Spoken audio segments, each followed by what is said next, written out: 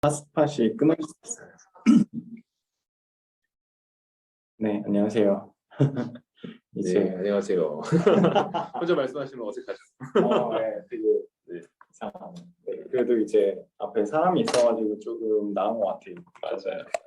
이게 오늘 날짜를 얘기하고 시작하면 좀 더 영상 올리기 편하더라고요. 오늘 네네. 날짜는 네. 2021년 10월 15일 금요일입니다. 그리고 미선님이 진행하시는 스탕달의 적과 흑, 오늘이 두 번째 시간이죠. 적과 두 번째 시간입니다. 네. 네. 오늘 오프라인으로 저랑 민선님 참여했고 온라인으로 보이저님 참여해 주셨고요. 아마 동강님 시간 되시면 들어오실 것 같고, 예, 곽희님은 또 예고에 없던 점심 일정으로. 항상 그렇죠. 안타깝네요. 너무 안타깝습니다. 곽희님 있으면 너무 재밌는데 아쉬운 마음 그말 길이 없습니다. 다음에 아마 후토크가 있을 것 같고요. 그러면 민선님께서 준비해 주신 내용으로 진행해 주시면 쭉 진행하도록 하겠습니다. 네. 일단 컨텐츠 공유를 할게요.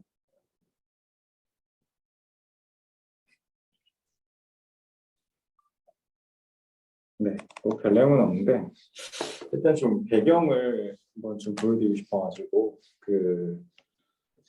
적과 흑이 어떤 주 무대가 처음에는 베리에르라는 도시에서 시작을 합니다. 사실 뭐 도시가 아니라 시골이죠. 굉장히 작은 도시예요. 여기 구글 맵에 찍어보면 지금도 굉장히 시골입니다. 네, 이런 풍경이에요. 이렇게 정말 시골 마을, 교회가 있고 이렇게 숲이 있고 뭐 그런 풍경을 가진 도시고 여기가 이제 프랑슈공트 지방이라고 해서 프랑스의 좀 동부 쪽에 있어요. 보면은 거의 이제 스위스랑 굉장히 접해 있는 그런 지역이고, 네, 그래서 스위스랑 벨기에 쪽에 접해 있고, 여기가 처음 줄리앙 소렐이 태어나서 계속 이제 여기서 산 걸로 나옵니다. 그런 식으로는 벨기에라고 하는 되게 프랑스식의 발음을 가진 도시고, 그리고 이 줄리앙 소렐의 어떤 행적을 따라가면은 다음에 가는 곳이 부정송이라는 곳으로 갑니다. 부정송이라는 데가 동부에서는 나름 뭔가 중심 도시예요. 중심 도시여가지고 처음에는 이제 베리에르에 있다가 이제 부정송으로 나중에 이제 신학을 배우러 가게 됩니다. 그러고 나서는 우리 모두가 알고 있는 이 파리로 가서 오랫동안 지내게 되고, 그리고 이제 마지막에 죽기 전에는 스트라스부르크라고도 하죠. 그러니까 여기가 굉장히 스위스랑 굉장히 가까워요. 그리고 저기 독일이랑도 굉장히 가까워요. 그래서 이 지역 같은 경우는 뭐 독일에 점령된 적도 있고 저기 뭐 프랑스에 점령된 적도 있고 막 그래가지고 이 지역 사람들은 약간 독일어 같은 불어를 씁니다.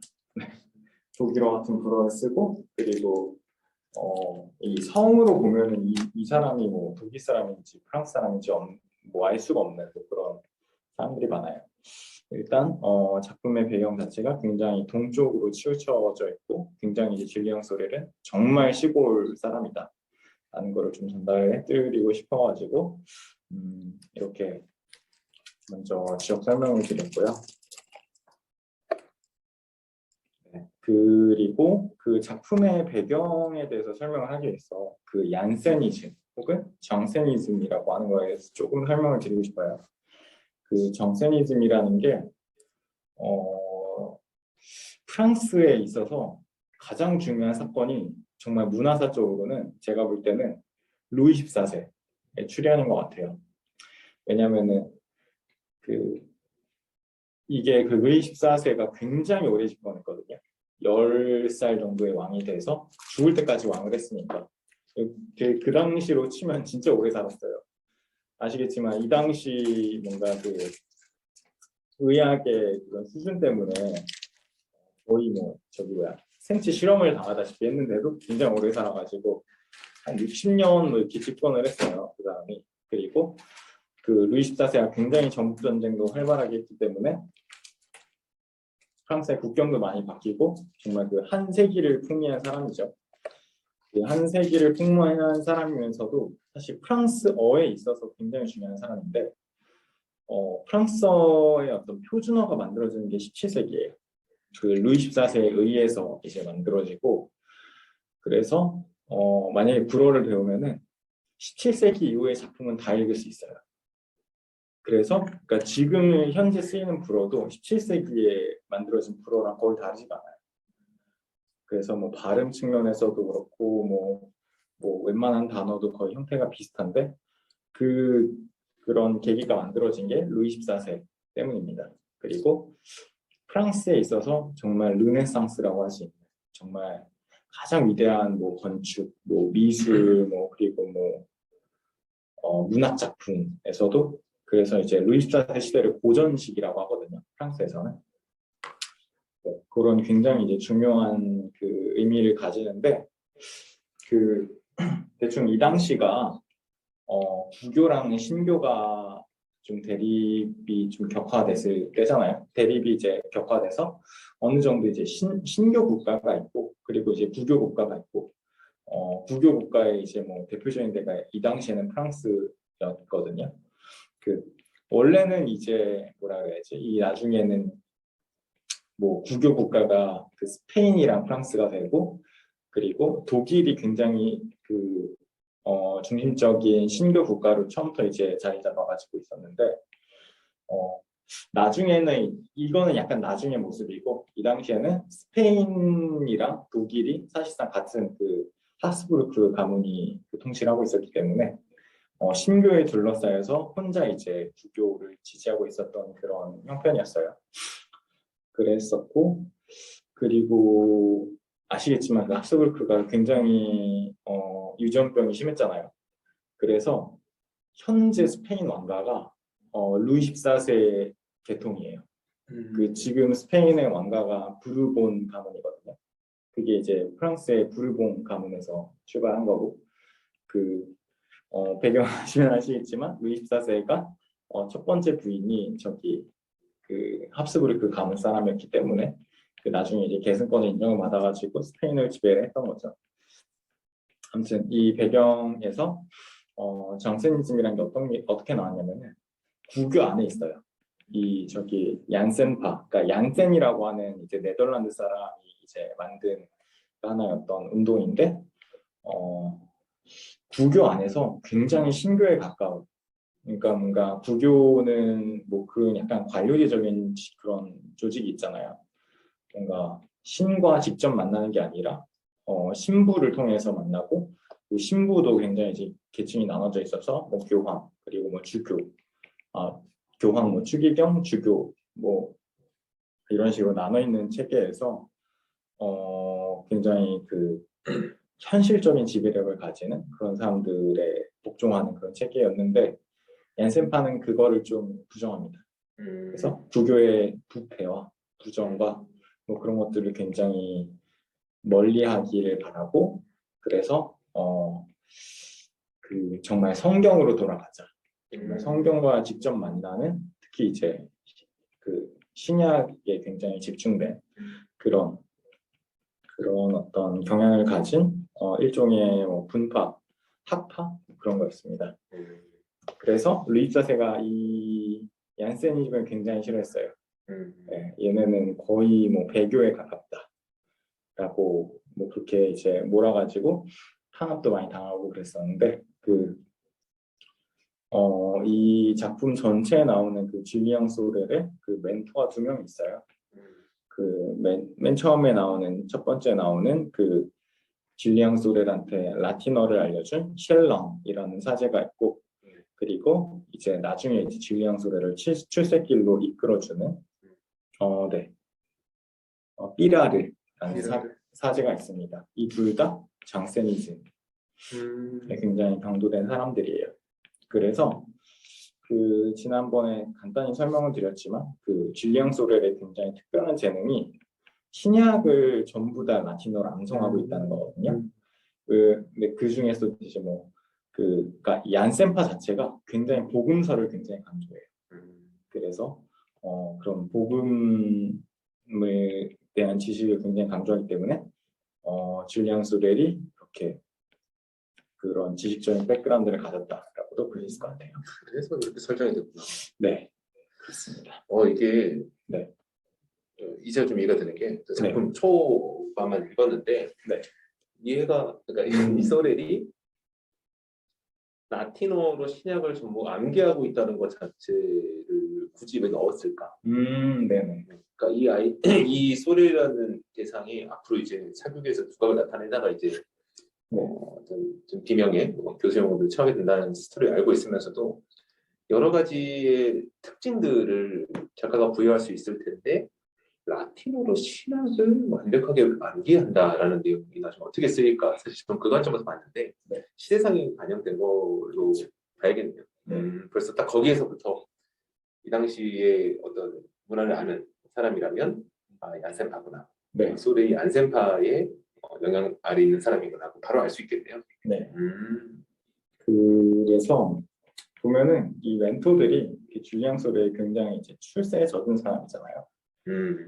그래서 계속 경계를 해요. 너는 그러면 안 된다. 안 된다. 네. 그리고 이제 얀센파가 굉장히 청렴한 삶을 강조하기 때문에 너는 그러지 말고 정말 사제로서 그렇게 건박한 삶을 살아야 된다. 이런 식으로 계속 그 주의를 줍니다. 네. 하지만 따르지 않죠.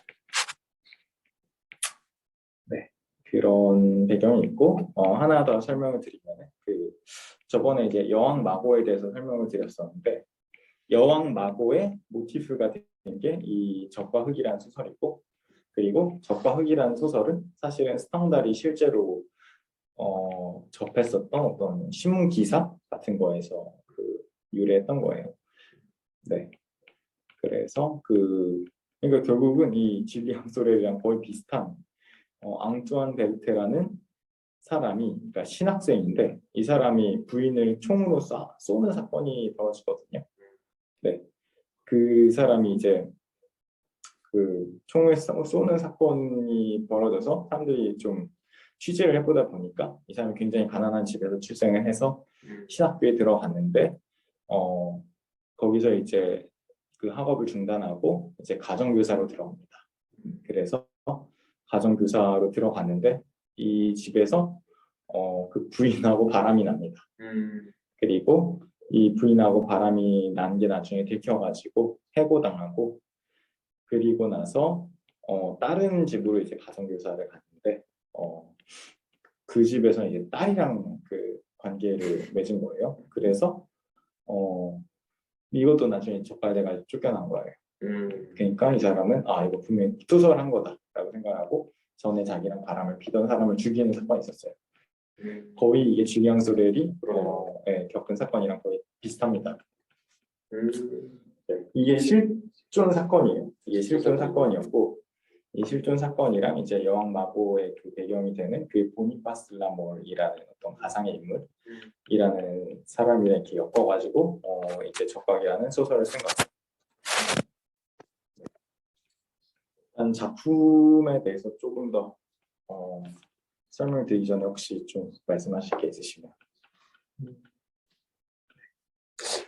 작가의 의도가 뭔지 잠깐 네. 궁금해졌어요. 그러니까 당시 얀센파라고 하는 것이 사실은 기득권의 반기를 든 거라고 봐야겠죠. 그리고 그 기득권이 모든 기득권이 그렇겠지만 너무 오랜 시간 동안 권력을 가지고 있으면 부패하기 마련이니까 그래서 그 안에서 자정하자라는 어떤 흐름이 있었을 것이고 당연히 기득권을 실을 것이고 근데 스탕달은 그럼 얀센파에 속한 인물로서 소레를 설정을 했을 것인데 이 소레는 근데 그 기득권에 편승하고 싶어한단 말이죠. 네. 이게 얀센파가 자신들은 그렇게 청렴한 듯 말하지만 사실은 권력을 갖지 못한 어떤 자격지심이 하는 얘기라고 비꼬는 것인지 아니면은 결국 마지막에 소렐이 그 권력을 추구하다가 형장에 이르러 사라지는 걸 보여줌으로써 아니다 부질없다 원래 얀센파가 추구하는 것처럼 순수한 가치를 추구하는 것이 의미 있다라고 하는 것인지. 그러니까 이게 너무 단순히 나눌 수는 없을 거예요. 저는 그렇게 할 수는 없다고 생각하는데 작품을 다 읽지 않고서 이제 미리 여쭤보는 건 실례이지만 아니요. 예, 이 작품 깊게 이제 사모하시는 민서님은 그래서 이 스탕달이 얀센파를 어떻게 바라봤느냐에 대해서 혹시 나름의 해석을 좀 전달해 주시면 도움 될 것 같아요. 저는 약간 후자로거든요. 후자로 보셨어요. 뭔가 이런 부질없다. 부질없다. 그냥 굉장히 뭐 이렇게 속세에서의 성공을 바라고 그걸 위해서 정말 영혼을 파는 것처럼 하지만 그건 진짜 아무런 의미가 없다. 정말 진짜 중요한 것은 뭐 이제 뭐 종교인으로서는 정말 뭔가 종교인으로서의 의무에 충실하는 거고 정말 그냥 일반인으로서 뭐 사랑에 충실하는 거다. 뭐 그런 메시지가 아닐까 저는 그렇게 생각했어요. 그렇군요. 네. 근데 어쨌든 얀센파에 대해서 스탕달이 어떤 입장을 가지고 있었던 간에 네. 이 시대의 기득권들에게 스탕달은 굉장히 좀 이 작품을 이뻐했겠네요. 저는 이게 진짜 신기해요. 어떻게 네. 이렇게 쓸 수가 있을까? 그러니까 이게 거의 동시대거든요. 이 시대가 거의 동시대예요. 그러니까 이때는 진짜 왕도 있었고 그리고 또 스탕달이라는 사람 자체가 실제로 나폴레옹 군대에 종군했던 사람이었고 이게 좀 그래서 이제 근데 이제 왕정 복고 시대였잖아요. 왕정 복고 시대에 어떻게 이렇게 적나라한 소설을 쓸 수 있었을까? 굉장히 용기가 많다. 뭐 이런 생각했어요. 실제 스탕달이 이 작품 가지고 탄압을 받았나요? 아니면 당시에 그렇지 않았던 게 인기를 받았나요? 굉장히 이제 스탕달의 어떤 하나의 어떤 약간 지표를 만들어주는 게 이렇게 얘기했거든. 자기 작품은 100년 뒤에 추앙을 받을 것이다. 라고 얘기를 했고 실제로 100년 뒤에 추앙을 받았기 때문에 생전에는 별 재미를 못 봤어요. 재미못 보셨어요? 네. 그래서 별로 이렇게 읽혀지던 소설이 아니었는데 그랬어요. 100년쯤 뒤에 이 사람이 굉장히 인기를 얻어서 이 사람의 그 하나의 어떤 우리나라 막 60년대 이럴 때 뭐 김승옥에 대한 그런 붐이 있었잖아요. 그렇죠. 그런 식의 어떤 붐이 한 번 있었어요. 그래요? 네. 그래서 어쩌면 문화적 르네상스였나 싶기도 하네요. 말씀 듣고 보니. 그러니까 뭐냐면 기득권에 반한다고 해서 탄압을 해버리면 사실 그때는 암흑 시대잖아요. 네. 물론 탄압한다고 다 없앨 수도 없는 것이고 근데 오히려 약간 무시하는 듯. 그러니까 그냥 뭔가 이런 스탕달 같은 작품들 꽤 나왔어도 근데 뭐 문학인데 크게 왜냐면 그런 얘기가 있더라고요.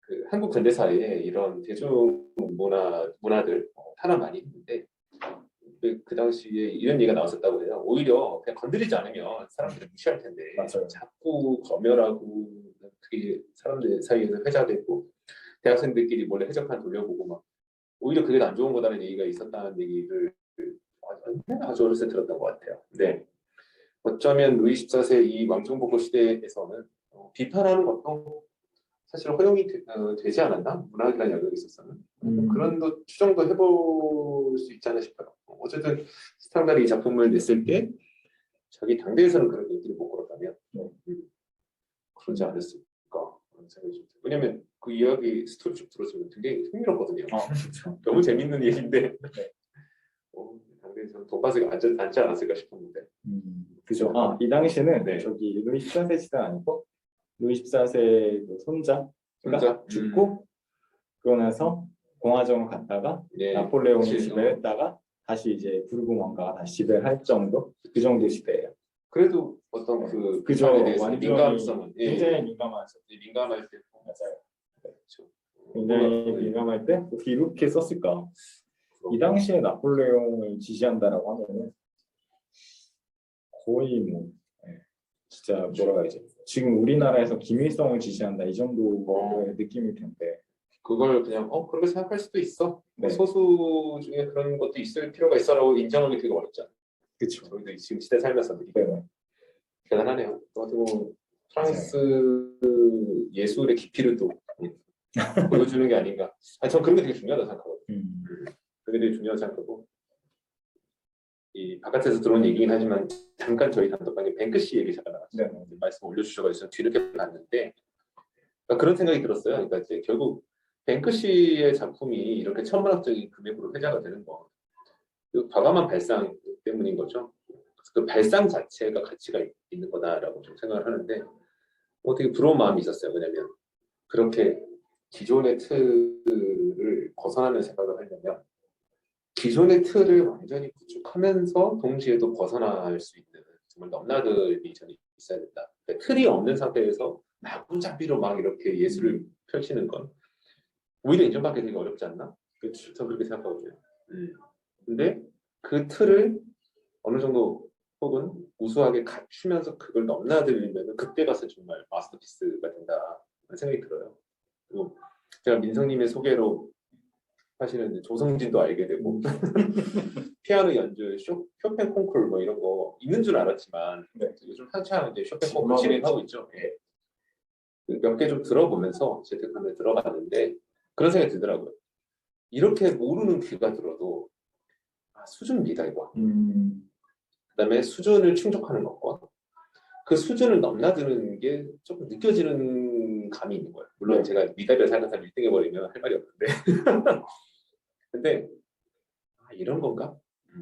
우리가 생각할 때 그러니까 형식을 뛰어넘는다고 하는 것은 사실은 그 형식을 완전히 다 좌지우지할 수 있는 어떤 실력과 어떤 그 자유로움 그 다음에 사실 얻을 수 있는 게 아닌가 싶은 생각이 들었고 그래서 사실 뱅크시의 이런 에피소드를 봐도 그런 생각이 듭니다. 그러니까 누군가 그러니까 뭐 한국도 마찬가지고 제3세계에 있는 어떤 예술가는 더한 격한 어떤 센세이션의 행동을 일으킬 수 있죠. 저는 일으킬 수 있다고 보는데 그렇다고 이 정도의 회자가 될까라는 싶은 생각이 들더라고요. 그리고 뱅크시 스스로도 이 아이디어는 다시는 이걸 두 번 하면 이제 무가치해지는 거 아닙니까? 네. 처음이기 때문에 의미가 있었던 거고 주목을 끌었던 거고 그런 생각을 해보게 돼요. 그래서 이 스탕달의 작품이나 아니면 이런 고전의 살아남은 작품들 보면은 저 그런 걸 느끼거든요. 그러니까 이 시대에서 완전히 벗어난 작품은 사실 역사에 살아남기 어렵더라고요.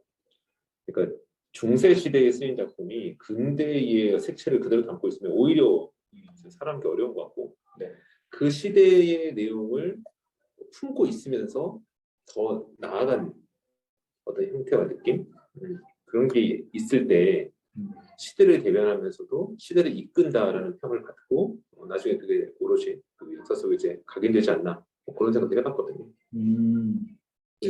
그게 저도 두 가지 생각이 드는데 네. 첫 번째는 일단 테크네가 어느 정도 갖춰져야 된다. 그러니까 뭔가 기술적으로 어느 정도의 완벽성이 있어야지 그렇죠. 남한테 감동을 줄 수 있는 것 같아요. 맞아요. 그리고 한 가지는 그러니까 저는 되게 베토벤 음악을 특히 뭐 교향곡이나 아니면 뭐 뭔가 하나의 장르를 그 생애를 따라가며 들어보면은 점점 그 시대가 변하는 게 막 느껴지거든요.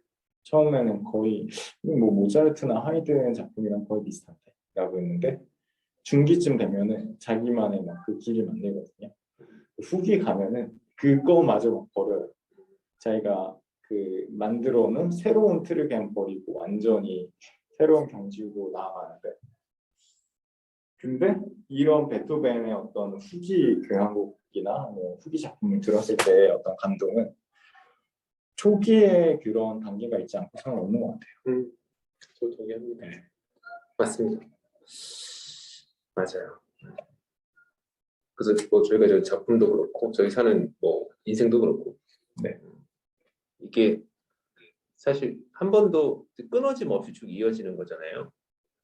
그걸 간과하기가 쉬운데 그러니까 저는 그런 생각을 합니다. 이제 우리가 어느 한 삶의 단면을 그냥 보고서 그것에 대해 생각하거나 인식할 때가 많은 것 같아요. 근데 사실은 한 번도 끊이지 않는 거죠. 네.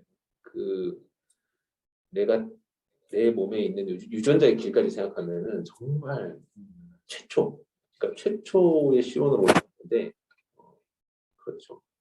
뭐 제가 그 칼 세이간의 코스모스라는 책을 읽었을 때 진짜 경이로운 느낌을 받았던 것이 우리 모두는 별의 후손이다라고 그 책에 나왔었나요? 헷갈리네요. 근데 굉장히 전율이 있더라고요. 먼 정말 아득한 그러니까 뭐라고 말할 수 없는 그먼 우주에 아무것도 없는 그 시대부터 정말 작은 먼지들이 사실은 한 번도 끊이지 않고 이어졌기 때문에 지금의 나까지 오는 것이고 네. 나 역시 앞으로 한 번도 끊임없이 나아가는 어떤 흐름 속에 있는 것이고 그것에 생각하면 내 존재 가치가 굉장히 위대하게 느껴지는 동시에 또 반대편으로는 지금 내가 존재하는 게 사실은 굉장히 좀 차분해지는 느낌이 있어요. 그 두 가지 감정을 동시에 일으키는 게 있더라고요. 네. 그러니까 나는 하나의 흘러가는 과정 속에 있는 존재다라는 차분함과 동시에 내가 있는 것은 단 한 번의 흐트러짐도 없이 내 방향으로 모두가 흘러갔기 때문에 가능한 것이구나. 네. 이 두 가지 생각을 동시에 이제 일으키는 부분들이 있었어요. 근데 말씀해 주신 것처럼 그걸 축소해서 한 인간의 인생을 보더라도 결국 내가 지금 있는 지금의 모습은 뭐 1년 전, 5년 전, 10년 전, 또 20년 전 그때 내가 있었기 때문에 사실은 다 하나의 그 화살표로 연결이 되는 거죠. 또 그 당시에 그 화살표를 자세히 들여다보면 또 그때 나름의 이유가 있는 거예요. 네. 지금 제가 미사님 이런 얘기를 하는 이유가 굉장히 좀 혼란스럽지 않습니까? 저희가 이 회사에서 그렇죠. 일을 하고 있지만 네. 갑자기 회사가 뭐 어떻게 될지도 모르고 뭐 어디로 옮겨갈지도 모르고 되게 혼란스러운데 이 혼란을 계속 혼란스럽다라고 스트레스만 받고 있는 것도 좀 바보 같은 일인 것 같아요. 네. 외부에서 오는 혼란 아니겠습니까? 그 안에서 어떤 결정인가는 내려질 것이고 그게 외부의 결정도 저희의 결정도 그 때가 되면 예비되어 있었던 것처럼 그렇게 따라갈 텐데 다만 이제 그 베토벤 같은 인물이나 아니면 지금 우리가 보고 있는 적과 흑 같은 작품을 보면 그런 게 있는 것 같아요. 모두가 그렇게 했을 텐데 시간이 흐른 뒤에 그 시간의 무덤 속에서 이제 저희가 건져낼 수 있는 데는 항상 소수죠. 거기 어떤 특별함 같은 걸 발견해내는 즐거움이 크다. 근데 그런 특별한 존재 중에 하나가 내가 되기를 바라는 마음을 갖는 순간 되게 부담과 괴로움이 크겠다. 이런 생각이 들어요. 그래서 저는 사실 이 적과 흑의 전반적인 이게 뭐 작품 읽고 나서 한번 다시 얘기를 할 건데 참 슬픈 게 결국은 자기의 어떤 출신과 네. 주어진 것들을 벗어나기 위해서 굉장히 몸부림을 친 사람이잖아요. 질리언 소리라는 사람. 맞아요. 하지만 결국은 좌절되잖아요. 네. 네. 참 슬픈 것 같아요. 슬프죠. 어쩔 수 없는 운명의 굴레라 해야 되나? 그렇죠. 그리고 사실 소렐이 그렇게 그 단명하게 된 이유는 자기 욕망 때문이었죠. 그렇죠. 그렇게 막 바람에 피우고 여자의 마음을 이용하려다가 여자의 원한을 샀죠. 네. 하지만 소렐을 욕할 수 있을까?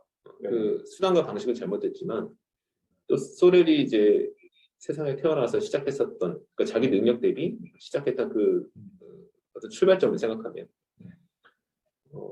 도무지 내가 열심히 사는 것만으로는 자기가 원하는 것까지 못 갈 것이다. 네. 내가 그리고 열심히 살아서 갈 수 있는 데까지 가는 거면 내가 살아서 뭐 하겠나. 오히려 이런 생각으로 들면서 인생을 건 하나의 베팅?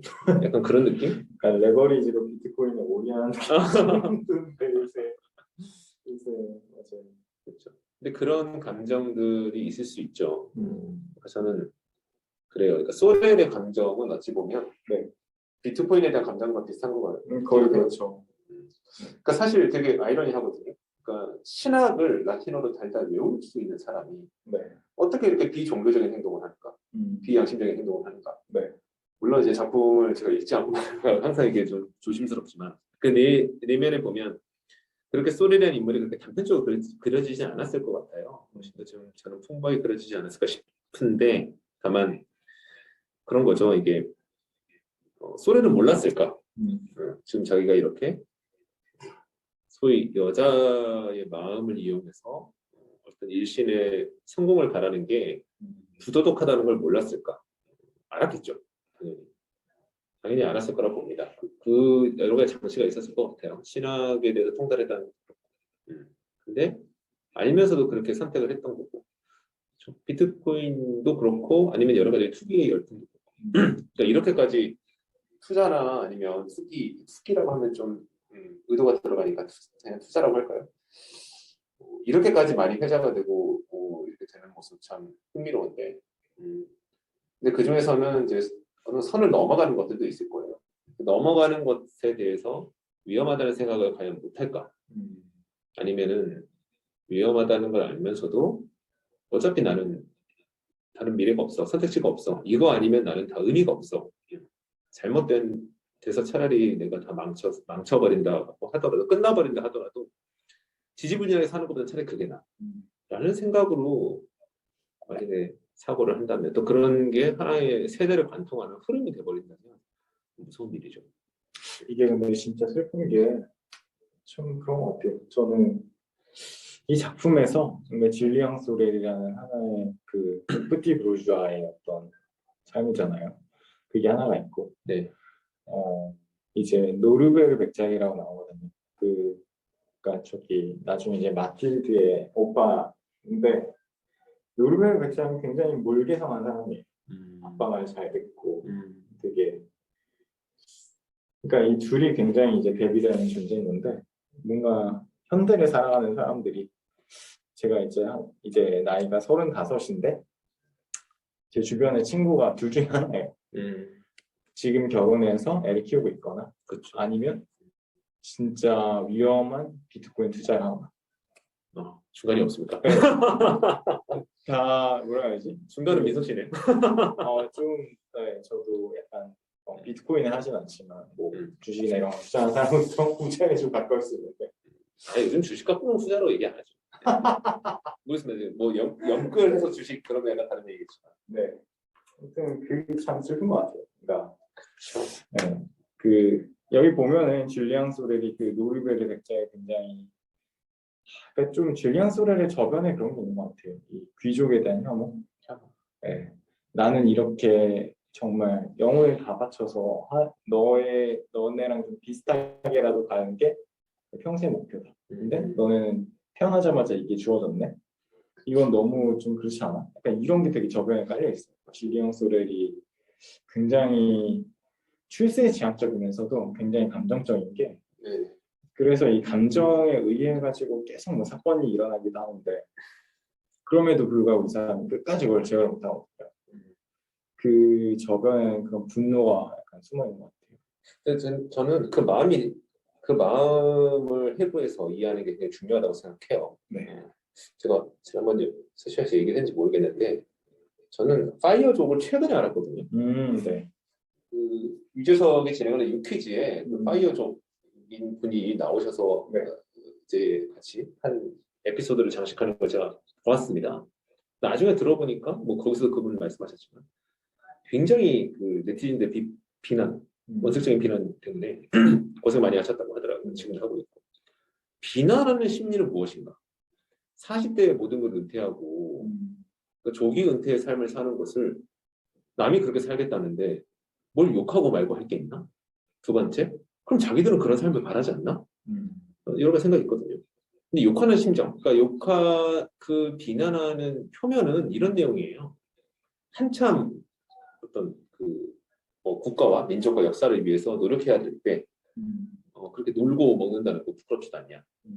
당신이 그 자리까지 가기에 사실 많은 사람들의 기회가 어떻게 보면은 당신에게 주어진 건데 그러니까 한 명이 높은 자리에 올라가기 위해서는 얼마나 많은 사람들이 탈락이 있었겠습니까? 근데 당신이 그 위치에 올라가서 그러니까 그 사다리 다 차지해서 거기까지 올라가서 갑자기 그 사다리를 그냥 내팽개쳐버리면 그럼 당신으로 인해서 탈락했던 사람들이 다시 그 자리에 올라가는 것도 아닌데 그렇죠? 왜냐하면 중간에 다 이제 다시는 갈 수 없는 걸로 이제 낙오됐으니까 그 사람들한테 미안하지도 않냐 등등등 이게 좀 이상하죠 심리가. 근데 생각을 해보면 그런 표면적인 어떤 비난의 논리는 사실 끌어온 것이고 내면에는 그게 있는 것 같아요. 사실은 그런 파이어족의 삶을 부러워하는 거죠. 그렇죠?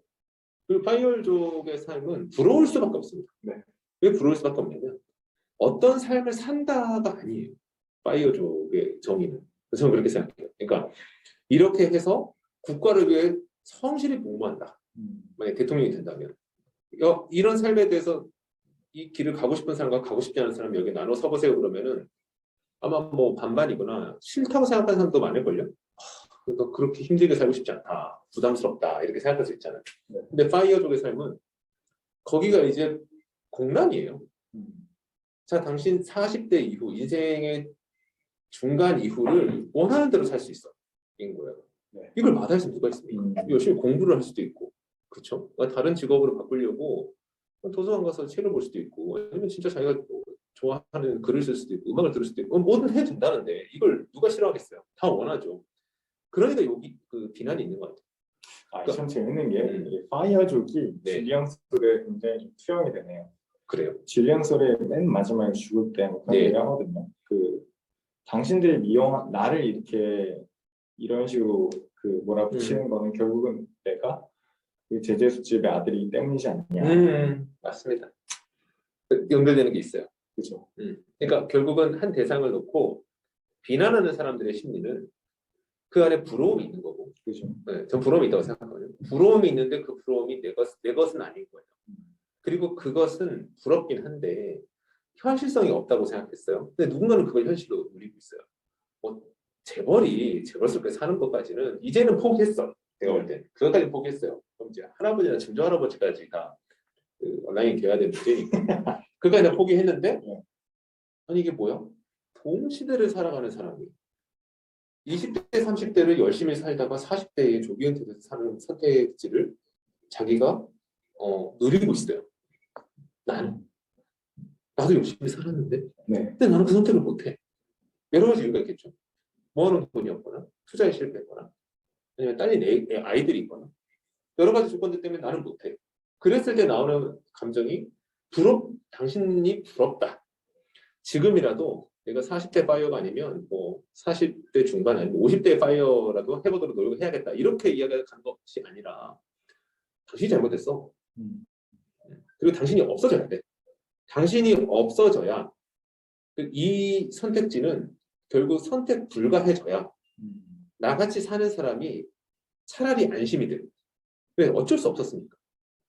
이게 너무 좀 슬픈 것 같아요. 지금 그냥 결국은 약간 좀 지금 되게 엘리트에 대한 반감이 크잖아요. 그쵸. 현재 이게 진짜 몇 년 안 된 것 같은데 저번에 그게 있는 것 같아요. 너 이렇게 열심히 살았어? 근데 너도 나처럼 똑같이 뭔가 그 위로는 못 올라가. 같이 올라가지 말자. 그러니까 이런 느낌이 그렇죠. 다 끄집어 내리고 싶은 마음이 있는 거죠.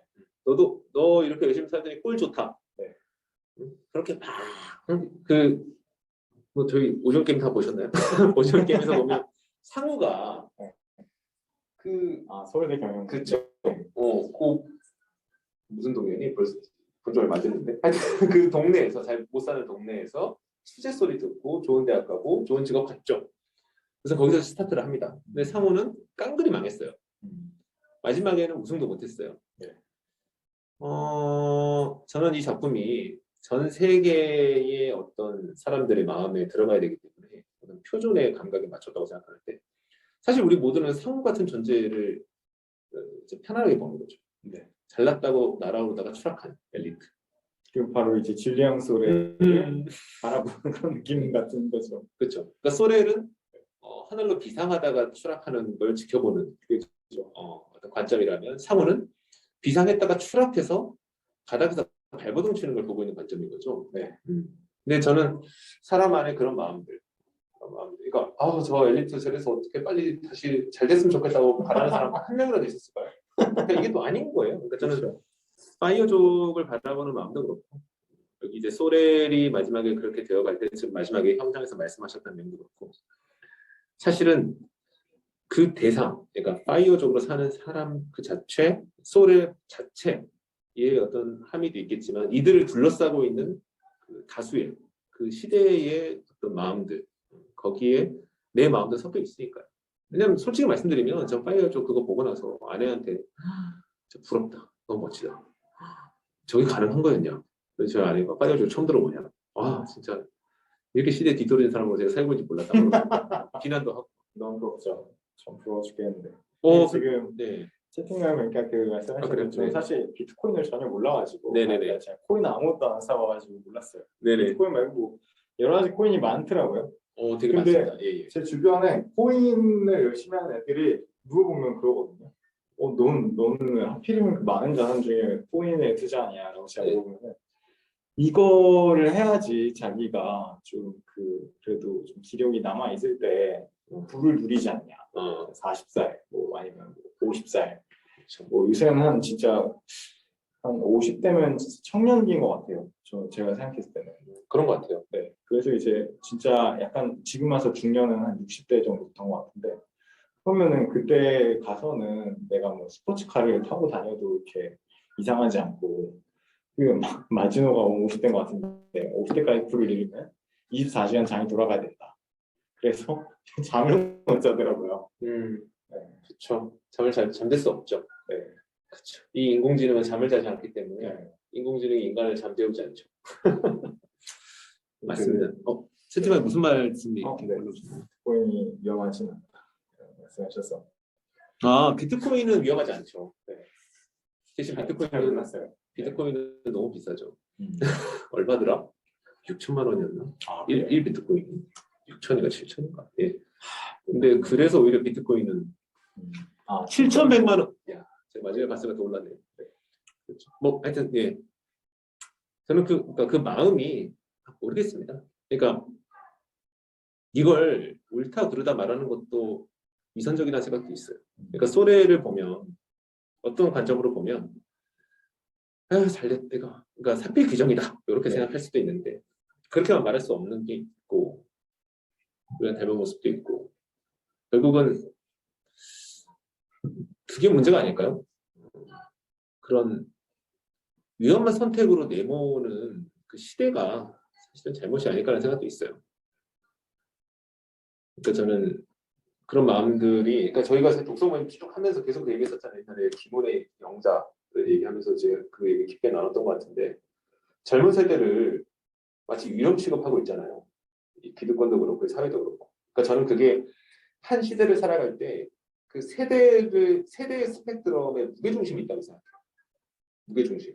근데 그 무게중심은 정말 순진 단순하게도 머릿속에 따라간다고 생각합니다. 그래서 베이비 부모들이 시대를 끌고 가요. 베이비 부모, 그러니까 전쟁 직후에 전쟁 때 너무 많은 사람이 앞세대가 죽고 전쟁 직후에 이제 살만해지고 또 이제 아이를 많이 낳는 어떤 붐이 일어나서 베이비 부모가 나오면 그들이 20대는 시대가 20대 중심, 30대는 30대 중심, 50대 50대 중심 나아가지 않습니까? 이제 미국도 그랬고 한국도 저는 그렇다고 생각해요. 그러니까 저는 한국을 보면 옛날에는 30대까지는 괜찮지만 이제 40대부터는 늙은이 같았는데 한 10년쯤 지나니까 이제 50대부터 늙은이 생각이 들다가 지금 50대도 젊으죠. 진짜 솔직히. 이유가 뭐냐면 저는 이렇게 생각해요. 미디어에서 보여줄 때 그 세대의 중심축이 즐겨보는 대상은 계속 똑같이 나이 들어가거든요. 네. 저는 그 하나의 지표가 유재석이라고 생각하는데 내가 지금의 그 세대의 중심축에 해당하는 사람이 과거에 이제 10대 아이돌을 좋아했던 취향을 가졌던 사람이 나이가 들어서 10대 아이돌을 계속 좋아하느냐?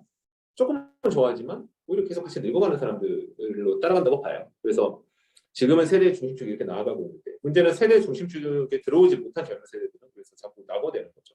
이 세대의 중심축이 앞세대를 소외시켰던 것처럼 뒷세대도 낙오시키는 겁니다. 근데 그 낙오된 뒷세대들이 사실은 어떤 결정적인 힘을 쥐어보지도 못한 채 나이 들어가고 있죠. 저는 이제 20대를 넘었을 때 30대까지 왔고 나중에 40대까지 갈 거라고 생각하는데 그들의 마음속에는 어쩌면 분노 직전의 상태가 깃들여 있지 않나 생각도 있어요. 왜냐면 완전히 이제 분노가 되고 다 깨부시자는 마음 직전에는 나에게 마지막 하나의 카드가 있다. 근데 이 카드가 사실은 터무니없는 카드처럼 보일 수 있죠. 10,000명이 파산을 해야 한 명이 정말 거부가 될 수 있는 이런 어떤 도박판 같은 뭔가 그런 마음들의 희망을 걸고 뛰어들고 기대를 걸고 저는 사실 이제 코인이나 나머지 것들을 가지고 성공하는 사람도 꽤 있는 걸로 알고 있고 의외로 많더라고요. 주식 가지고 성공하시는 분 꽤 있어요. 꽤 있습니다.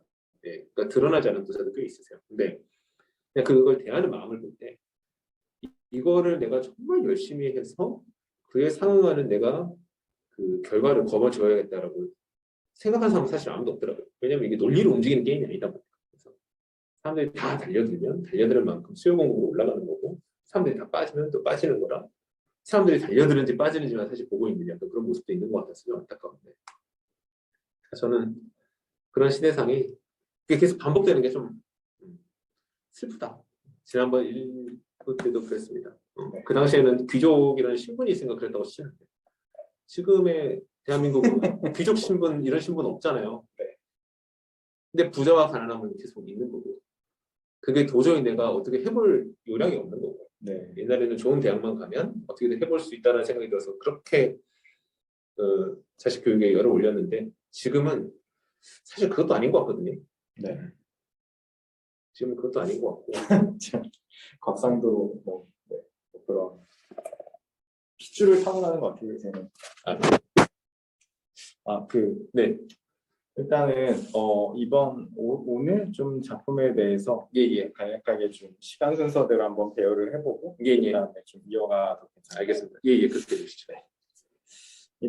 되게 뭔가 이 작품이 끝나고 나서 이 얘기를 다 하고 싶었던 것들이 대부분 나오는데 약간 잠깐 돌아가서 얘기해 보면은 일단 줄리앙 소렐이 이 작품에서 19세에서 시작합니다. 19세부터 해서 22세까지의 전기가 이 전체 작품의 내용이고 그리고 줄리앙 소렐은 그 제제 소집 셋째 아들이에요.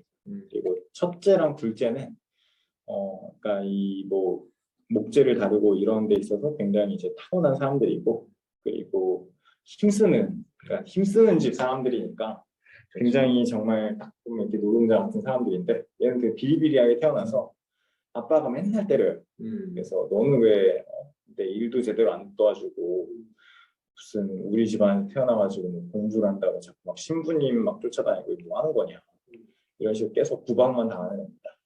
근데 엄청 잘생겼어요. 이게 약간 반전이 될 수 있는 포인트가 되는 거죠. 그리고 이 사람의 어떤 초기의 어떤 멘토가 되는 사람이 저기라고 했잖아요. 신랑사제라고 그 마을에 있는 주임사제인데 그 주임사제가 이 사람한테 그 라틴어를 가르쳐 주는 거죠.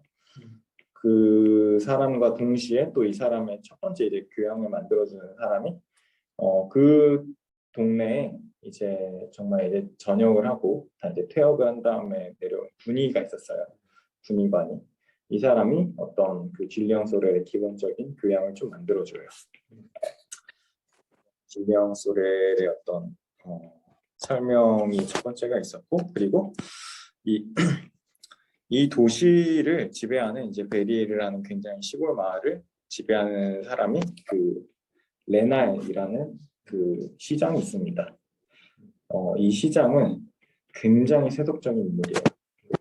시장은 지금 레미자블 같은 거 봐도 나오잖아요. 이 당시에는 시장을 하면서도 겸임을 했어요. 그래서 이 동네에서 못 공장을 운영을 하면서 나름 이제 귀족으로 행사를 하면서 굉장히 오랫동안 집권한 그런 시장이고 이 작품이 시작되는 발단은 그겁니다. 이 시장이 애들이 이제 한 10살 조금 넘은 거예요.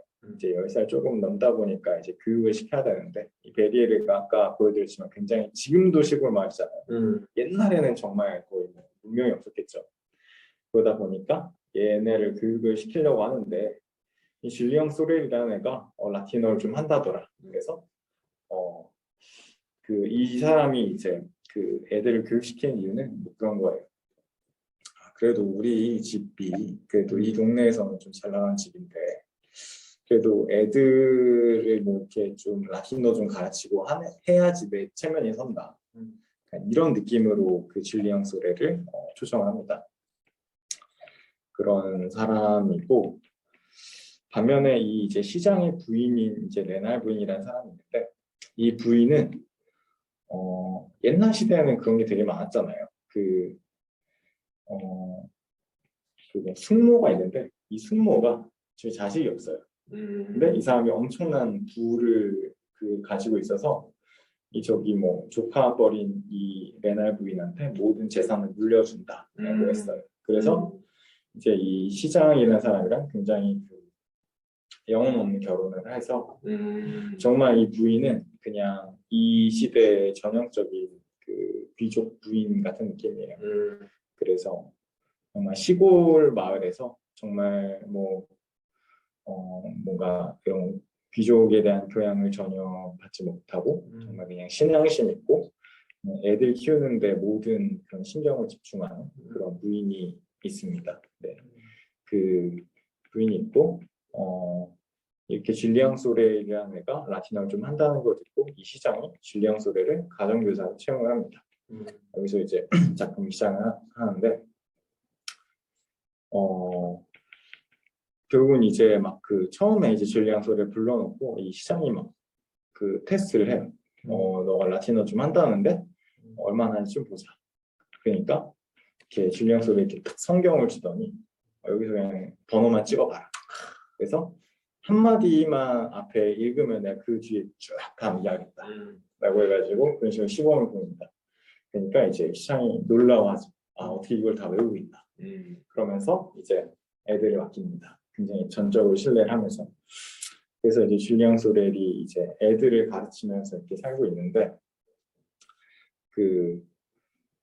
그냥 처음에는 막 그렇게 되게 그 장면이 나오는데 처음에는 자기가 이제 드디어 이제 제재소집의 셋째 아들로 별볼 없는 인생을 살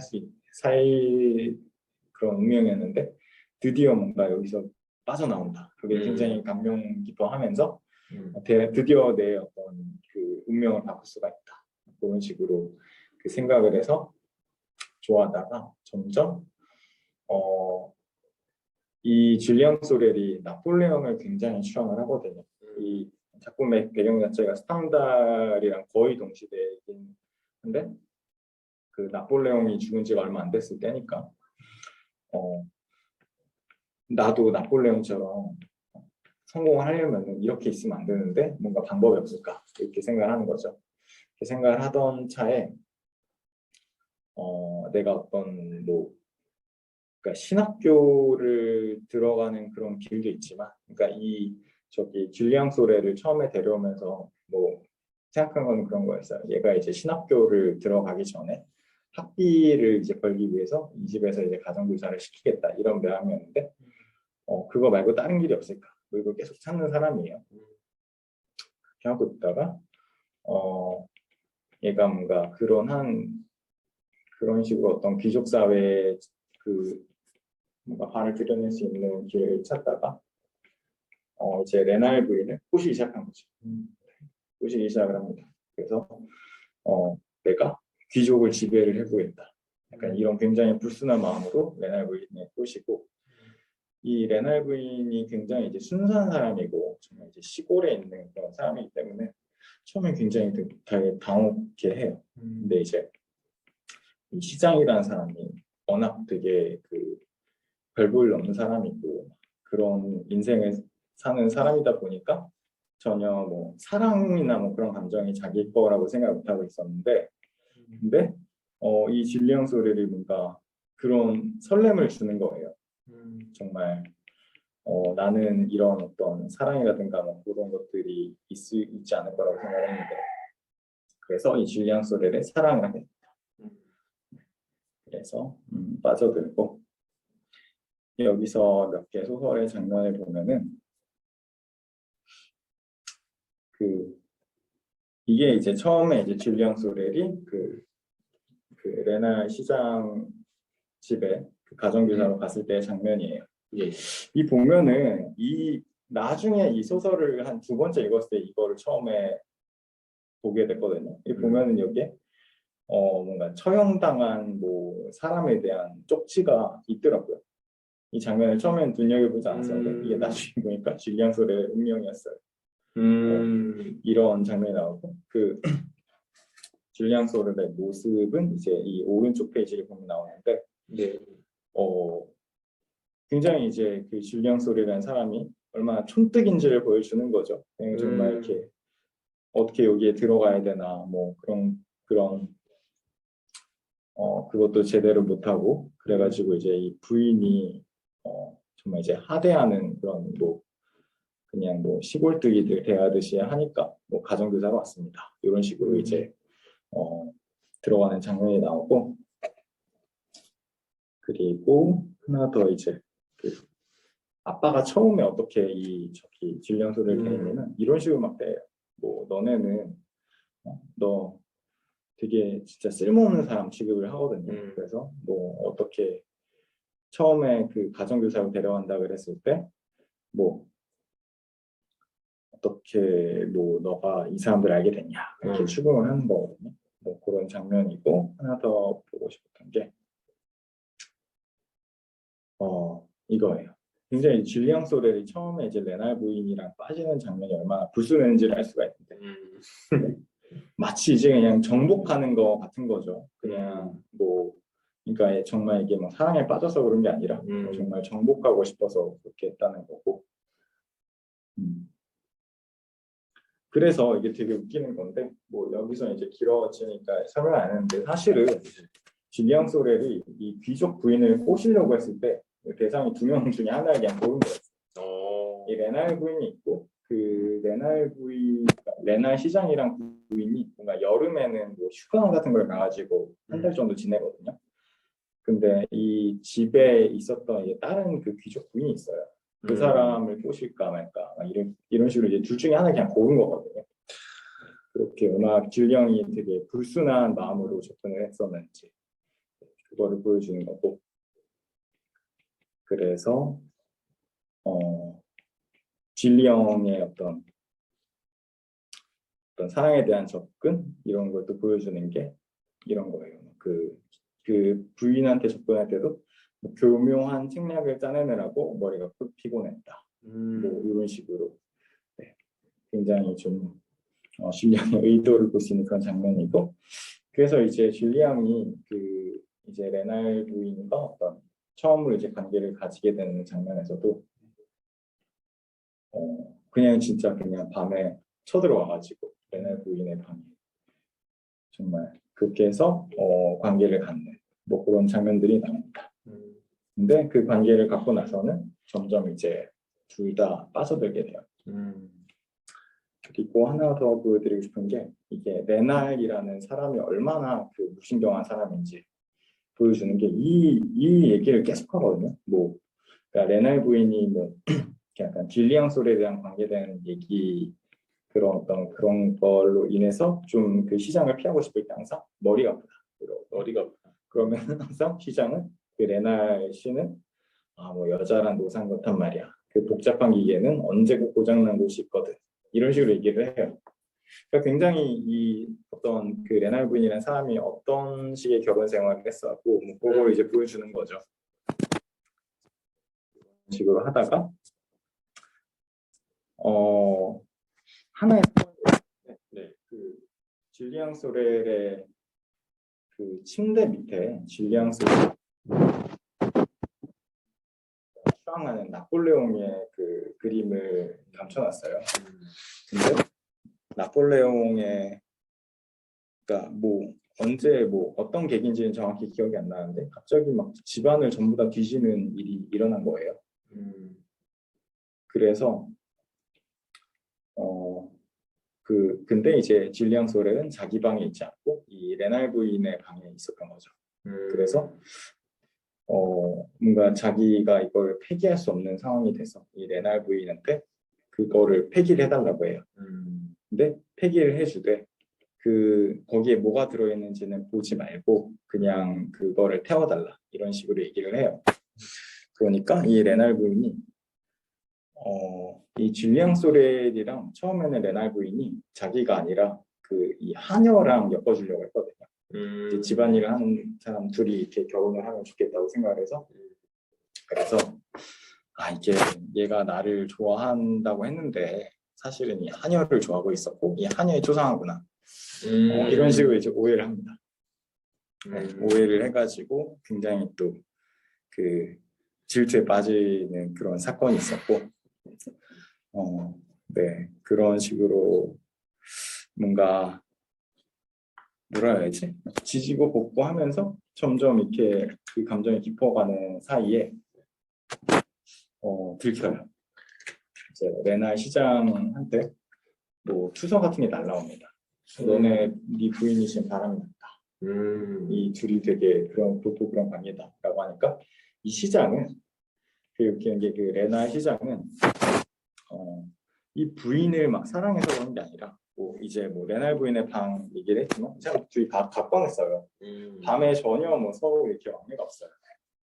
그래서 뭐 그거에 대해서 전혀 눈치를 못 챈 것도 있는데 열받아하는 게 이 레나 시장이 그 라이벌이 있거든요. 발르노라고 이 사람이 뭐 약간 뭐 수거, 그러니까 뭐 뭐더라 수용소 뭐 이런 거를 그 운영하는 사람인데 이 사람이 계속 그 레나의 그 시의 시장 자리를 노리고 있는 사람이에요. 네. 그래서 이 발르노라는 사람한테 이 뭔가 이 사실이 알려지면은 굉장히 망신을 당하고 자기가 선거에 질 걸 염려해요. 네. 그래서 굉장히 이 뭔가 이 처리를 하는 데 있어가지고 그거를 고려해서 이거를 되도록 자기가 망신당하지 않은 방향으로 처리를 하려고 합니다. 네. 근데 이제 레날 부인은 이게 워낙 이제 사랑에 빠지다 보니까 완전히 되게 사람이 여기서 되게 재밌게 바뀌는데 이거 투서는 잘 생각해봐라. 이 투서를 한 사람이 누구겠냐? 그 발르노가 일부러 이렇게 소문을 내가지고 널 위험에 빠뜨리려고 한 거다. 난 결백하다. 뭐 이런 식으로 얘기를 해요. 이렇게 얘기를 하니까 이제 레나 시장이 어느 정도 이제 속아 넘어가죠. 속아 넘어가는데 그 어떻게 그 이런 소문이 있는데 계속 이 집에 두는 건 맞지 않는 것 같다. 그래서 얘 어차피 뭐 신학교 가기 전에 잠깐 그 애들 봐주려고 부르내니까 신학교에 보내주자. 대신에 뭐 발르노한테 가서 가정교사 일을 다시 할 수 있으니까 그러면은 자기가 되게 이제 그 뭔가 뺏기는 거 같이 되잖아요. 네네. 그렇게 될 수 있으니까 신학교 갈 수 있는 비용을 대주자. 그래서 그 부상송에 있는 신학교로 보내버려요. 네, 그래서 줄리안 소렐이 인생의 두 번째 그 약간 기회를 받게 되는 그런 사건이 생깁니다. 네. 그래서 이게 끝까지 될까 모르겠네. 일단 신학교 생활까지 좀 더 말씀을 드리면은 네. 신학교에 들어가니까 줄리앙 소렐이 워낙 여기 보면 거의 진짜 라틴어의 천재 같은 사람이거든요. 네. 그러니까 너무 막 두각을 드러낸 거예요. 근데 이제 그 여기도 뭐 부상성도 여기서 나름대로 약간 도청 소재지 같은 느낌이지만 대부분 이제 여기 신학교에 입교하는 애들이 이렇게 교양 수준이 높지 않은 애들이에요. 그래서 막 이 줄리앙 소를 굉장히 뭐라 해야지 질투합니다. 네. 굉장히 미워해요. 얘는 맨날 잘난 척만 하고.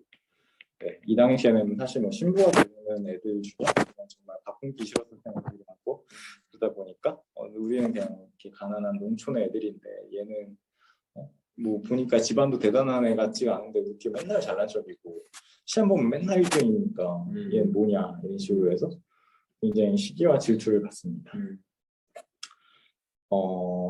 그런 그런 상황에서 이제 줄리앙 소레를 한탄을 해요. 내가 이 신학교에 들어와 보니까 얘네들이 좋아하는 거는 얘네들이 되게 기뻐하는 거는 소세지 반찬이 나오는 거밖에 없다. 그런 데서 나와요? 네. 실제로 이런 데서 나와요. 이런 정말 돼지 같은 애들이랑 내가 같이 사는 게 맞나? 나는 지금 출세를 해야 되는데 지금 신학교에 이렇게 갇혀가지고 시골에서 어떻게 해야 되나 막 이렇게 고민을 합니다. 그럴 때 줄리앙 소레를 유일하게 좋아하는 사람이 이 신학교의 교장인 사람이 있어요. 그 사람이 피라르 사제입니다. 네, 이 피라르 사제는 신학교장인데 교장이면서도 약간 왕따 느낌이에요. 왜냐하면 이 사람이 얀센파거든요. 여기서 또 얀센파의 그렇죠. 네. 얀센파다 보니까 이런 어떤 그러니까 뭐 이제 신학교에는 다른 이제 교수들이랑도 좀 사이가 안 좋고 이제 학생들도 저 사람 얀센파니까 가까이 지내지 말자 약간 이런 느낌인 거예요. 근데 어떻게 신학교 교장이 되었냐고? 그렇죠. 굉장히 뭔가 뛰어난 게 있었겠죠. 그래서 이 사람이 뭔가 줄리앙 소레를 나름 이렇게 케어를 해줍니다. 케어를 해주면서도 너는 뭐 굉장히 똑똑하고 그런 거는 좋은데 애가 되게 속세에 찌든 애 같다. 좀 그럼 버려야 된다. 이런 식으로 계속 계도를 해요. 계도를 하는데 뭐 이제 줄리앙 소레 알았다 뭐 그렇게 하고 넘어가죠. 그렇게 하던 차에 이 신학교 교장이 이런 어떤 주변의 압박을 결국에는 견디지 못하고 이제 사임을 하게 돼요. 사임을 하면서 그 한 가지 제안을 받는데 파리에 있는 그 몰 후작, 그러니까 들라몰 후작이라는 사람한테 제안을 받습니다. 자기가 뭐 이렇게 영지 같은 것들 관리하고 그래야 되는데 자기 비서가 필요하다. 굉장히 많은 돈을 줄 테니까 너가 이제 신학교 교장 그만두니까 네가 이거 좀 해줘라. 자기 이렇게 파리 와가지고 그 하면은 내가 진짜 뭐 이렇게 할 일은 많지 않은데 연봉을 굉장히 많이 줄게. 이런 제안을 합니다. 그럴 때 피라드 사제가 이렇게 제안을 해요. 내가 지금 비서 일을 하는 거는 뭐 약간 자기 어떤 신앙관이나 그런 거에 맞지 않다. 그래서 내가 되게 애제자가 있는데 이 애제자를 소개시켜주겠다라고 해서 줄리앙 소레를 그 들라몰 후작의 집에 어떤 비서로 소개를 시켜줘요.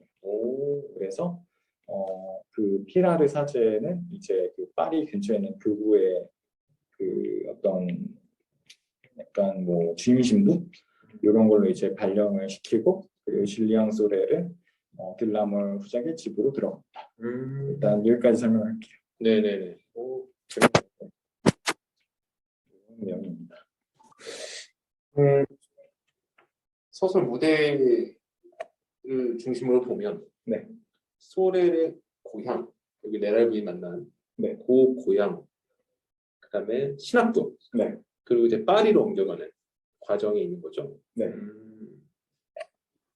그리고 그 점도 재밌네요. 그러니까 소렐의 입장에서는 출세를 지향하는데 두 가지 길이 있었지 않습니까? 그죠. 본인의 길은 신학의 길로 가서 사제가 된다는 게 이제 출세니까 네. 신학의 길로 갈 것이냐, 아니면 나폴레옹으로 대변되는 어떤 군인 그리고 세속 사교. 네. 그러니까 마치 신과 속이라고 하나요? 흔히 우리가 얘기를 할 때 그러니까 종교의 길이 있고 그러니까 신의 길이 있고 속세의 길이 있는데 이 소렐은 그 사이에 있어서 어떤 신의 길에 적합한 능력을 갖췄는데 욕망은 속세를 지향하고 있는 거죠. 네.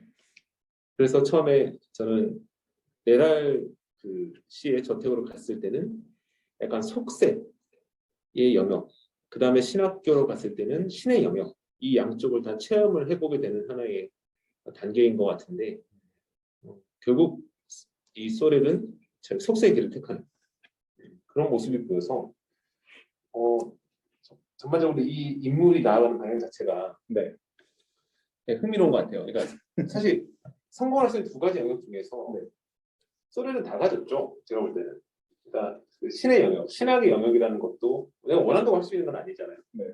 근데 타고난 재능도 있었고 그 열망이 그 재능을 만들었겠지만 그 신학교의 교장을 매료시킬 수 있을 만큼 또 신학교의 교장은 더군다나 얀센파 석세 쪽을 강하게 거부하는 사람인데도 불구하고 그 사람을 매료시킬 만큼의 능력도 갖췄으면서 석세 속에서도 그 레라부인을 결국 레라부인의 마음을 얻을 수 있는 정도까지 또 나아갈 수 있었기 때문에 그 두 가지의 선택지를 가진 남자네요. 네. 그 중에서 석세를 택하는 것이 흥미롭습니다. 재밌습니다. 네. 굉장히 이제 욕망에 찌든 인간인 거죠. 그렇죠. 네. 어떻게 보면 능력자고요. 아, 그죠. 굉장히 이런 어떤 줄리앙 소렐에 대해서 좀 약간의 어떤 뭐라 해야지? 처음에는 되게 동일시를 하다가도 달라질 수밖에 없는 거는 줄리앙 소렐은 정말 두뇌에 있어서는 정말 작품의 시작부터 끝까지 정말 천재예요. 천재. 네, 정말 천재적인 사람이고 그리고 정말 엄청난 미소년이거든요. 이 사람이랑 만나면은 여자들이 그냥 다 빠져들어요. 네. 그래서 이 둘 다 내가 아닌 것 같다. 그래서 이제 나는 다른 길을 찾아야 겠구나. 다른 길을 찾아야 되는데 어떡하죠? 소렐이 딱 두 가지 길이 있는데 사실 네. 다 지금 차지하고 있어서 아, 그렇죠. 보고 있다 보면 그런 생각이 듭니다. 레라의 부인도 신기한데 네. 흥미로운데 결국은 사랑 없는 부부잖아요. 네. 조건으로 만들어진 부부고. 네. 사실 소렐이 아니었다 하더라도 레라의 부인은 어쩌면 누군가에게 어쩌면 마음을 줬을 수도 있겠다는 생각도 들긴 하네요. 되게 간추린 내용만 들었을 때 들었습니다. 아, 저도 참 그런 것 같아요. 저는 이게 뭐 작품이 끝나고도 한번 다시 얘기를 할 건데 저는 데뷔해서 보니 줄리앙 소렐이랑 그 노르베르 백작이라는 그 후작의 저기 아델과의 대조 그리고 어떤 그러니까 결국은 이제 줄리앙 소렐이랑 사랑에 빠지는 두 명의 인물 그 레날군이라는 사람이랑 네, 그리고 마틸드라는 여자 이 둘이 어떻게 보면 이 당시에 어떤 귀족의 두 가지 유형이라고 생각하거든요. 정말 사랑 없는 결혼을 해서 정말 약간 영혼 없이 정말 아이들한테서만 위안을 얻을 수 있는 네, 그런 정말 가련한 사람. 이 삶은 어땠을까? 너무 좀 슬프지 않나? 사랑 없는 결혼이라는 것 자체로. 맞습니다. 이게 뭐 그 결혼에 대한 얘기로 생각이 살짝 엇나가는 게 있는데 어떻게 생각하면 어울리지 않는 조합 같다는 생각이 있어요. 뭐냐면 네. 결혼이라고 하는 것이 그 감정적인 부분과 그리고 물질적인 부분의 통합 계약 관계 아니겠습니까? 네. 계약 관계 좀 이상하게. 그러니까 뭐냐면 감정적으로 내가 상대를 사랑한다. 그리고 이후부터는 경제 공동체가 된다. 이것이 당연히 하나인 것처럼 네. 그 맥락을 따져보면 사랑하는 사람과 아이를 낳고 그 아이를 양육한다. 그 아이를 양육하기 위해서는 어떤 경제적인 조건이 충족되어야 한다. 그리고 근데 뭐 경제적 조건뿐만 아니라 이제 부모의 역할이나 여러 가지 또 양육에 필요한 것들이 있겠죠. 이걸 하나로 다 묶어서 얘기하다 보니까 맞아요. 당연히 결혼은 사실은 나중에 경제 공동체까지 나아가는 것이고 또 사랑의 감정도 있어야 되는 건데 여기 나오는 것처럼 경제적인 어떤 부가가치가 너무 월등해지면 이걸 앞세운 나머지 감정을 무시하게 되는 어떤 그런 양상이 나타나는 거죠. 이 당시에 귀족 사회도 그렇지만 뭐 재벌가의 어떤 우리 드라마에 나오는 영화에 나오는 모습들을 보면 그렇지 않습니까? 네. 조건이 맞아서 결혼을 하고 우리 조선시대 이런 또 드라마 사극 같은 거 보면은 집안끼리 결혼을 하잖아요. 네. 그러니까 그것은 사실은 개인의 감정, 사랑의 감정이 아닌 경제 공동체나 아니면 어떤 명분의 조합인 거죠. 남녀를 네. 하나로 묶음에 있어서 조합의 형태로 생각합니다. 또 반대로 사랑의 감정이 또 앞서서 뒤에 있는 어떤 이런 것들, 경제적 공동체 이런 것들을 나는 이 사람을 좋아하고 함께 살 마음은 있지만 월급 통장까지 내가 다 오픈해야 돼. 내가 내가 받는 급여나 아니면 내가 쓰는 돈에 대해서는 이건 내 프라이버시 아니야? 실제 제 주변에 저는 뭐 못 그러고 있습니다. 저는 뭐 결혼 전부터 사실 다 오픈하고 통제 아니에요? 오픈했어요. 네. 네. 하고 있지만 주변에 그런 분들이 굉장히 많죠. 내 월급 통장에 결혼하는 친구들도 꽤 있어요. 그렇죠.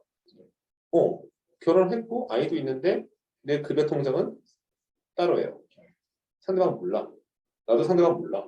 근데 약간 공동 기금 같은 별도의 통장을 놓고서 마치 적금 내듯이 아니면 뭐 어떤 특별한 이벤트가 있다. 뭐 부모님 중에 어떤 이제 병이 이제 생기셔서 돈을 좀 모아야 된다. 각자가 그 통장에 송금하고 진행하고 이런 식으로 그걸 이제 깔끔하다는 표현으로 이렇게 하시는 분들 있는데 저는 오늘 양상이 달라서 결혼 생활이라는 게 다 똑같지는 않구나라는 생각도 많이 하거든요. 근데 이 레랄 부인을 보면 그러니까 이런 레퍼토리 많이 보니까 슬픈 생각이 있고 그러다 보면 결국은 내가 레랄 부인이라면 그 경제적인 이유, 명분의 이유 때문에 나에게 있어서 인생의 결혼이라고 하는 굉장히 큰 하나의 그 매듭점을 사랑이라는 감정 없이 통과를 해버린 거죠.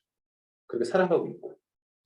근데 지금 소렐이 경제적인 어떤 내용, 어떤 조건이나 명분 이런 것은 전혀 맞지 않지만 사랑이라는 감정으로 지금 달려드니까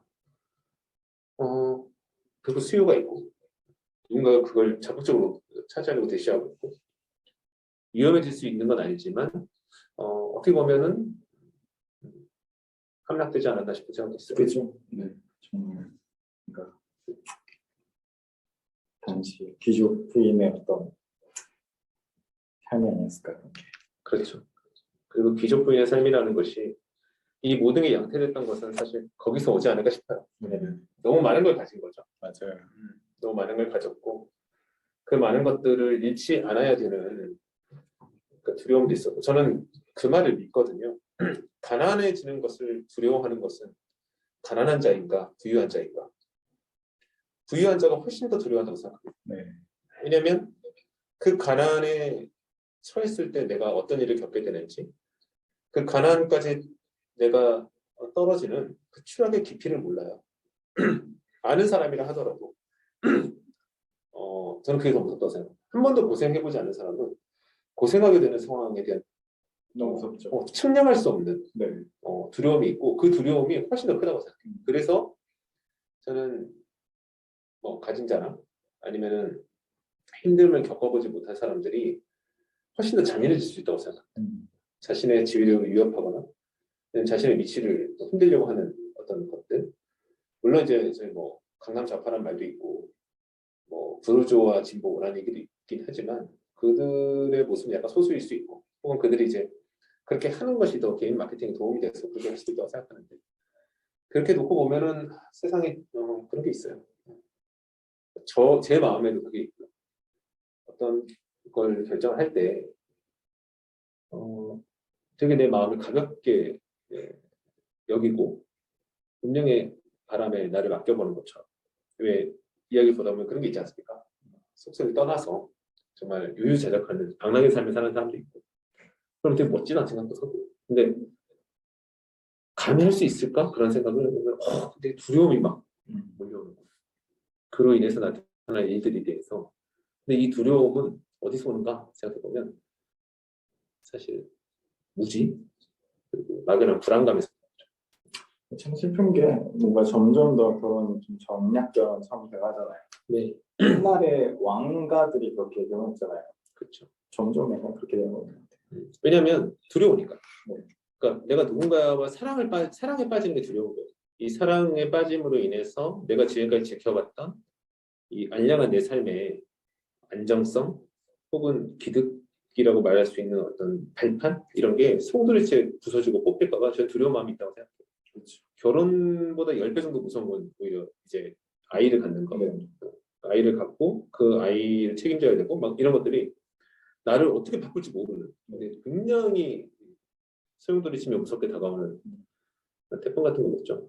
그런 생각을 해봐요. 잘 몰랐으니까 얘를 낳지 않았을까? 내가 그러니까 저랑 아내를 처음 만났을 때가 2008년이었는데 사귀고 그럴 때가 계속 이 사귀는 관계가 쭉 갈지 안 갈지 모르는 상황에서도 아내랑 저는 나중에 아이를 뭐 낳아서 기르고 꼭 형제는 낳아서 기르고 이런 얘기를 했던 것 같아요. 아내는 그런 생각 되게 투철했고 근데 왜 투철했냐 생각하면 그게 이제 익숙한 거예요. 그러니까 아이를 낳는 게 너무 당연하게끔 한 번도 아이 같지 않은 삶, 아이가 없는 삶을 생각해본 적이 없는. 그러니까 객관적 비교를 하는 건 아니죠. 근데 저 같은 경우는 아이에 대한 생각 별로 그렇게 투철하지 않았는데 아내가 그렇게 얘기하고 아내 마음에 들어야 되니까 동의로 같은 생각이야. 그래서 끄덕끄덕하고 동의하고 결혼하고 얼마 있다가 첫째 나오고 좀 있다가 둘째 낳고 지금 살고 있습니다. 아이가 없는 삶을 만약에 내가 그려보면서 비교를 했다 그러면 선택하기 쉽지 않았을 것 같아요.